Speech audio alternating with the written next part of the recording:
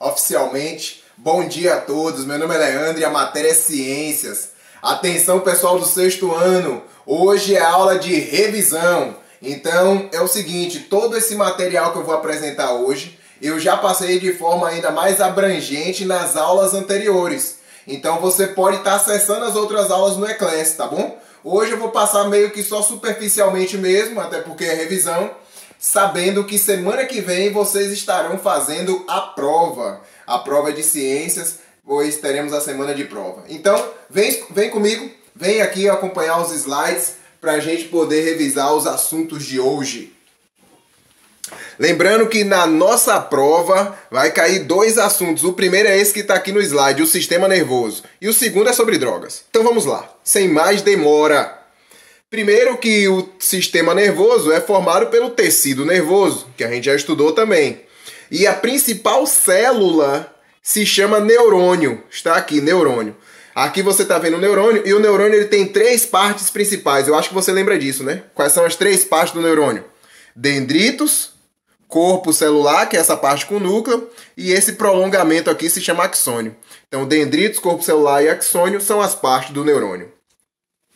Ok. Aí, baseado nisso, no neurônio, a gente tem aqui os processos que ocorrem que envolvem o neurônio. Primeiro, no neurônio ocorre um processo chamado impulso nervoso, que é o quê? É uma energia que percorre o neurônio depois que ele recebe um estímulo.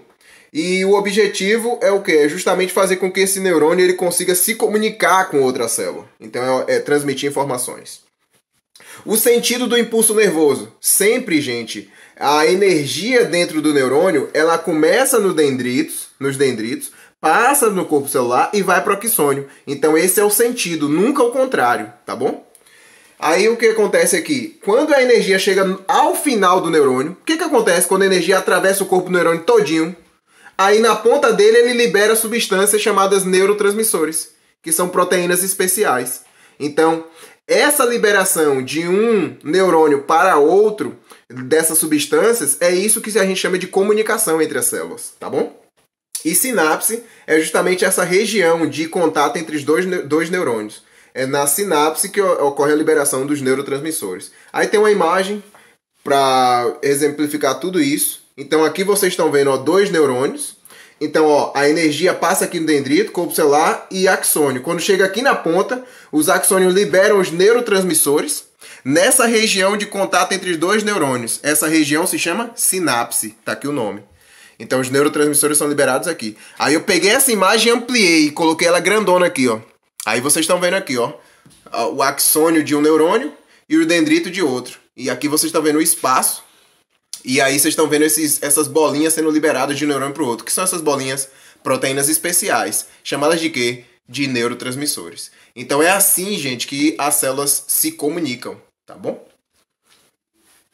Aí depois disso a gente falou que... Tá bom, Leandro. Então os neurônios formam o nosso tecido nervoso, sim. E esse forma o sistema nervoso. E o sistema nervoso ele se classifica em dois. SNC e SNP. Como assim, Leandro? Sistema nervoso central, porque ele está no centro do corpo, e sistema nervoso periférico, porque ele consegue chegar à periferia do corpo. E cada um tem duas partes só, bem fácil. O sistema nervoso central é formado pelo encéfalo e medula espinhal. Então aqui está o encéfalo dentro do seu crânio e a medula espinhal dentro da coluna vertebral. E o sistema nervoso periférico só tem duas partes também, então é 2 e 2. Os gânglios e os nervos. Gânglios são bolinhas, conjuntos de corpos celulares de neurônios, que ficam ao lado da sua coluna vertebral. Nessa imagem não dá para ver, só na próxima. E nervos são esses fiozinhos azuis aqui, ó, esses ramos, essa ramificação toda, que está distribuída, como vocês podem ver, em toda a periferia no corpo, desde as mãos até os pés. E dessa forma, os neurônios conseguem comandar todo o funcionamento do corpo humano. E aí, agora falando um pouquinho de cada um deles, o sistema nervoso central, ele é formado por duas partes, a gente falou, encéfalo e medula. Mas o encéfalo ele tem três partes, pessoal. Cérebro, tronco encefálico e cerebelo.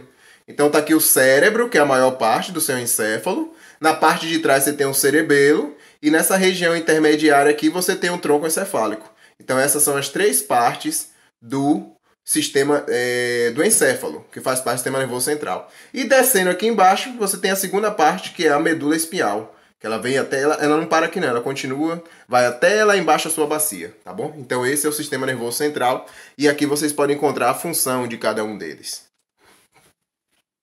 Aqui nós temos o sistema nervoso periférico, que é formado pelo quê? Gânglios e nervos. Os gânglios são essas bolinhas que estão aqui ao lado da coluna, ó. Uma bolinha, 2, 3, 4, 5, aqui, ó. Tem tipo umas bolinhas aqui. E os nervos são esses fiozinhos que estão saindo aqui do lado. Só que eles não param aqui não, gente. Esse fiozinho ele cortou aqui, só para você saber que ele parte daqui, mas eles, na verdade, eles continuam. Eles descem aqui para braço, desce para outro braço, desce para a perna lá para o seu pé, para o outro pé. Então os nervos eles estão espalhados por todo o seu corpo, tá bom? É dessa forma que a informação chega. Por exemplo, ó, você quer mexer a perna, porque você quer fazer um exercício físico. Você pensa nisso aqui no seu cérebro, que faz parte do seu encéfalo. Essa informação desce para a sua medula espinhal, aí passa para o gânglio daqui, aí passa para o nervo, e esse nervo passa o estímulo para o músculo, e assim você consegue mexer a perna. Então, que coisa impressionante, né? É dessa forma que as suas células se comunicam e você consegue realizar as ações.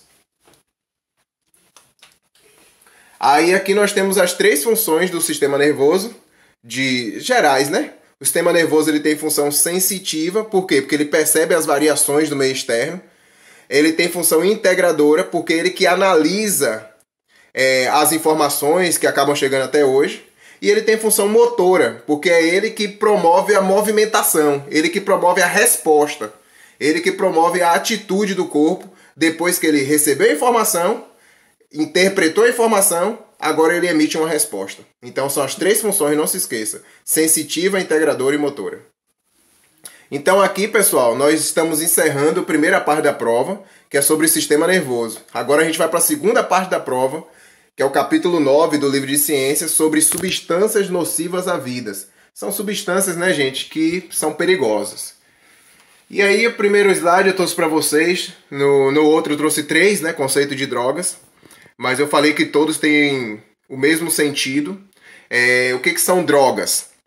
São substâncias que agem sobre o sistema nervoso central, por isso podem ser chamadas até de psicoativas, né? Ou seja, psico, cérebro, e ativa, ou seja, atua sobre o cérebro. Então, sobre o sistema nervoso central. Por isso está entre parênteses aqui. Então, as drogas são substâncias que atuam principalmente sobre o sistema nervoso central e causam mudanças. Pode causar mudanças no nosso comportamento, mudança no nosso humor, mudança nos nossos sentimentos. Então, elas realmente modificam o nosso corpo.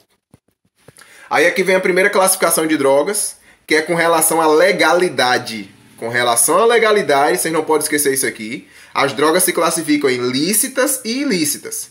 Lícitas são aquelas que são permitidas pela lei. Ilícitas são aquelas que são proibidas para comércio e consumo. Então os exemplos, olha só. As permitidas pela lei: álcool, cigarro, cafeína, analgésico, calmantes, antidepressivos. Esses 3 últimos aqui, ó, inclusive, são comprados nas drogarias, né? Então isso aqui são drogas permitidas. Agora, isso tem que ser comprado o quê? Ou com receita médica, ou então no álcool aqui, ou cigarro tem que ser maior de idade. Então tem algumas recomendações. Apesar de serem listas permitidas, essas drogas podem ser muito perigosas. Tá certo, pessoal? Porque muitas vezes o que determina na nossa sociedade se a droga é permitida ou não é mais uma questão cultural, tá bom? E não pragmática, no caso de que, de fato, a gente pode comprovar que todas as daqui fazem muito mais mal do que as de cá. Não. Tem muita gente que morre aí a cada dia por causa de consumo de droga lícita, como por exemplo o álcool e o cigarro, que a gente sabe que causa câncer em várias partes do corpo. Drogas ilícitas, as principais, ó, cocaína, LSD, crack, maconha e heroína. Aí agora, classificação quanto a efeito sobre o sistema nervoso. Quando a pessoa então ele consome essa droga, a droga ela pode causar 3 efeitos diferentes. As drogas que são depressoras, o que elas fazem com o cérebro? Deixa o cérebro mais lento. Exemplo, álcool, morfina, calmante, heroína. Já as drogas estimulantes são aquelas que deixam o cérebro mais acelerado. É o contrário, você não pode esquecer. Exemplo, nicotina, que está no cigarro, cafeína, que está no café e tal, refrigerante, cocaína e crack. E as drogas perturbadoras ou alucinógenas, o nome já diz, elas alteram a percepção, deixa a pessoa fora da realidade, né? E aí, exemplo é maconha, LSD e êxtase. Aí aqui tem um slide falando sobre dependência química, falando o quê? Que como é que ocorre a dependência química? Aí aqui a primeira frase está dizendo que quando a gente recebe algum estímulo prazeroso, por exemplo, come uma coisa que a gente gosta, há a liberação de uma substância chamada dopamina em nosso cérebro, e dando a sensação de bem-estar. Quando a pessoa consome droga, também libera dopamina, e a pessoa fica com a sensação de bem-estar também. Ô Leandro, e qual o problema então? O problema é que a liberação de dopamina é muito maior quando a pessoa usa droga. E aí o que acontece? É tão grande que a pessoa agora acaba ficando viciada nessa liberação extrema de dopamina. E quando ela não usa então a droga, que a dopamina baixa no cérebro, a pessoa sofre muitos efeitos. Tremores, frio, suor excessivo, dor de cabeça, alucinações. E a pessoa passa muito mal. Até ela usar a droga de novo para ter muita dopamina de novo e estar bem de novo. Aí quando passa o efeito da droga, aí sente isso tudo de novo. E aí a pessoa fica refém da droga.